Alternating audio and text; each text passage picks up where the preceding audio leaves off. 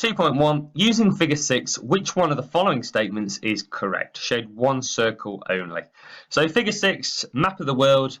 You've got no places labelled, but you do have a couple of lines of interest. You've got the tropic lines, so I've got the Tropic of Cancer, you've got the equator, and then the Tropic of Capricorn. And you've got your hot deserts, your tropical rainforest, your tundra environment, and this is the one, remember, that most of the year the temperature is below freezing, but for a few weeks or a month the temperature just creeps above freezing, and then polar, where it is freezing or below all year round.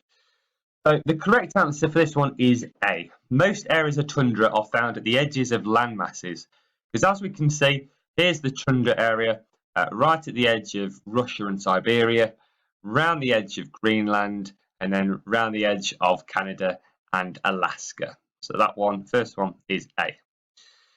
The next one, describe the distribution of hot deserts shown in the figure. Distribution just means describe where they are found. So, in terms of figure 6, you've got to try and use the information on the map, because it is for 2 marks, and if you talk very generally, you're only really going to get yourself 1. So if you have a quick look, first thing we should be saying is most deserts lie on or around the tropic lines, the Tropic of Cancer and the Tropic of Capricorn. Now, it could be a bit specific. We could say that actually this desert here is the Sahara Desert. So this information, this place name, or in this case the name of the desert, can give you that second mark. What you could also say is maybe some of these deserts actually extend a bit closer towards the equator, such as this one here, or the Atacama Desert in South America. But as long as you describe the pattern on the or very close to the tropic lines, and maybe give it a specific example where there is one, that should be enough for your second mark. And then finally, 2.3, which one of the following statements describes the climate, so the long-term weather conditions of a tropical rainforest? So what do we know about the rainforest? Well, we know that it's hot. We know it rains an awful lot, most if not every day.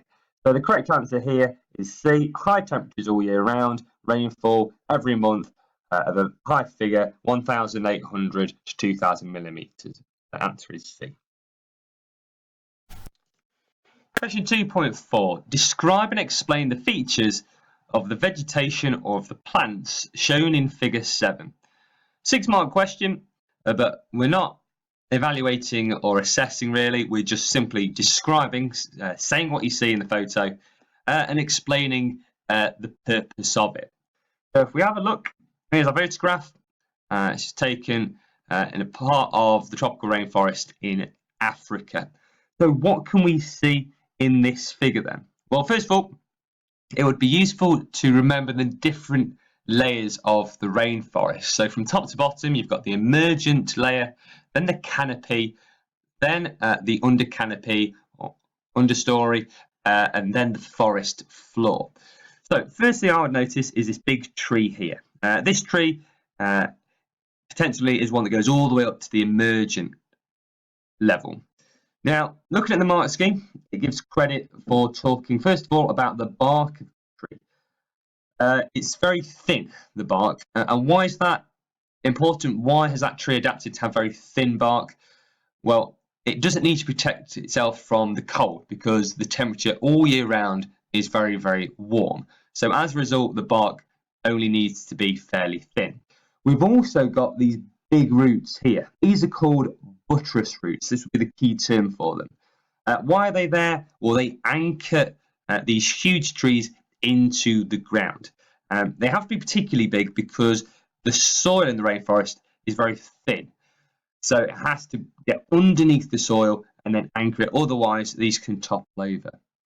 You might also suggest the shape of it. These trees are very straight because what they are trying to do is they are trying to grow as fast and upright as possible to compete for the light, which obviously trees need to sustain themselves. So that could be something you can mention as well, having straight trunks. What else do we know about the leaves of them? Now, we can't really see in great detail the different parts of the leaves, but But we do know on most leaves, there's a couple of things. First of all, they might have a waxy surface. And why is that? Well, first of all, the wax protects itself from the heat. But also, when it rains, the rain will go onto the leaf and then it will drip off fairly easy. So it's a way of protecting the leaf from the constant heavy rainfall. Again, we can't quite see this, but a lot of the leaves have drip tips as well. So this is just the design of it. Most leaves come to a point. So again, if it rains, the rain's going to go onto the leaf and then it will funnel it probably down the middle of the leaf and then slowly drip off the tip at the end to protect the leaves perhaps below it. Final points, we've got a few vines that creep up the tree here. The key name for these is lianas here. These climb up the trees to reach sunlight. And a question, particularly on this section of the geography test, put your biology hat on and anything you can talk about photosynthesis and why it's needed or how it happens, that could be great to get in here as well. 2.5, which region of the world had the greatest rate of deforestation between 2005 and 2009? So basically, which part of the world were we chopping down the trees really quick? So we've got your figure just above it, loads of different regions in the world here, and you've got percentage change. Now this can be a little bit confusing, but if we've got a positive number, so anything basically above that line there, that means in 2009 there are actually more trees in that part of the world than in 4 years before. So it looks like we've been planting lots of trees in East Asia, the Caribbean, etc. But we're looking for deforestation, so the amount of trees should be less. So we look below the line and we realise that this bar chart here shows quite a big decrease. So the answer of 2.5 is Central America. Next question, state the number of regions in the world where the rate of deforestation was greater than the world average. Okay, so we're after a number. It says there, state the number. So in terms of the world average, that's that there. So how many other areas in the world did deforestation happen more than that? So again, anything above the line, let's not consider for now, but we want the biggest negatives. So you've got one region, 2, 3, 4, 5, not that one, that's not quite as bad, but this one here, 6. So the answer for 2.6 is 6. And 2.7, outline one possible environmental impact of deforestation. So why is it really bad for the environment that we're chopping down loads of trees? A couple of common answers and the mark scheme here. If trees are cut down, then forest habitats are destroyed. And then maybe you can link that to an impact on the local food chain or the food web. Because if one animal goes, then if you normally eat that animal, then your numbers are going to go down as well. So it could have a big knock-on effect. Another good one to remember is we know most days absolutely chucks it down in the rainforest. Now the trees are really useful because they've got lots and lots of leaves in the canopy layer. So if we cut down all these trees, there are going to be very few leaves. And when it rains, rather than the rainwater being collected on top of the trees, it's going to go straight to the forest floor. And what that's going to do is it's basically going to wash away all the soil and all the nutrients, all the basically the food in the water that trees normally absorb through their roots. It's going to wash that all away, which is going to be really bad for the growth of the trees. Or finally, you could say, well, a lot of deforestation happens either by cutting the trees down or burning the trees to make area for maybe farmland. So burning the rainforest or cutting down the trees means there are less places for carbon dioxide to be stored. Therefore, there's more carbon dioxide in the atmosphere, which leads to global warming. 2.8. Suggest one way that international cooperation can help make tropical rainforests more sustainable. So international cooperation, that is just where lots of countries come together to basically make sure that we don't ruin our rainforests in the future. So what can we do? a couple of specific ways. The first one is called a debt for nature swap, or a debt for nature scheme. Because if you think about it, the countries that have tropical rainforests are normally LIC or NEE. Basically, they're not very rich. And the reason they cut down loads of trees is that they can, for instance, sell the wood. So then they can develop their country. So what we can do as maybe a rich country or a group of rich countries, or indeed a big global organisation, is we can say, right, we've got the money and we are going to give you some of this money, maybe in terms of a loan. As a country then, you will have less need to cut down your trees to make money because we are going to give it to you. So you just have to promise that you are going to cut down less and less to conserve your rainforest rather than chopping it down. Another suggestion is you could have some big organisations, and this is quite a specific one for the rainforest. They are called the Forest Stewardship Council. Now, basically, it's a very similar idea to fair trade products that you might have seen in shops. They basically got a logo that they will mark on. So if you're buying materials from the rainforest, whether it be wood or whatever it might be, you know that if you see that logo, that wood is definitely come from a sustainable place.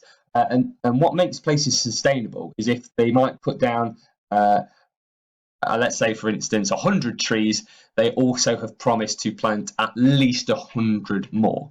So you know that the wood has come from places that over time will be sustainable. So any of those sort of quite specific ideas will be perfect for this question. 2.9. For a hot desert environment or cold environment you have studied, to what extent does that environment provide both opportunities and challenges for development? So what schools do at the end of this section is they can choose to teach either hot deserts, hot environments, or cold environments. So we've decided for cold. So if you see a question where there's a choice, just focus on the cold. Don't confuse this as rainforest. Every school would have taught rainforest, but then gone into hot deserts. We've not done that, so leave that. So I would be writing just above it Alaska, because this is our cold environment we have studied. Once you've worked that out, you've just got to answer this question. So to what extent does that environment, does Alaska, does it provide both opportunities and challenges? Opportunities is the word they were often used for good things, challenges for the bad things. So let's ask them, what are all the opportunities? What are all the good things? Now, I think we watched a DVD when Bruce Parry went to Alaska, and basically these are all the things that we're after. So, for instance, fishing is massively important. The fishing industry brings Alaska loads and loads of money every single year, particularly catching salmon. We've also got mining as a potential way to earn money, particularly from gold. Tourism as well. More and more tourists are gaining access to Alaska just because the ice is melting in the Arctic Ocean, so it is becoming easier to get to. And if you talk about tourism, a key phrase here, which is also going to be useful for paper 2, is the multiplier effect. Because obviously people spend money in the hotels, but then what about how do they get themselves from the hotel to places of interest? Or what about who's going to feed the tourists? Or who is going to take the tourists on walks? So basically, the multiplier effect is this term where lots of people in the area get rich. It's not just one group of people. The money is going to stay in that local area because lots and lots of people work in the tourism industry. So we could talk about all of those. Or you could also talk about, I guess, the biggest opportunity you could argue is all about the oil. And say, well, this is great because it'll employ loads of local people. It gets lots and lots of money for Alaska, which is a great opportunity. But also the challenges. And, Alaska is a tundra environment, which means for most of the year, temperature is below freezing. But there is what's called a thermal growing season. It means, for a few weeks or a month of the year, is just warm enough, it's just above freezing for stuff to grow, but also for the ice to basically melt. And this could cause huge amounts of challenges for people. One of them is called solifluction.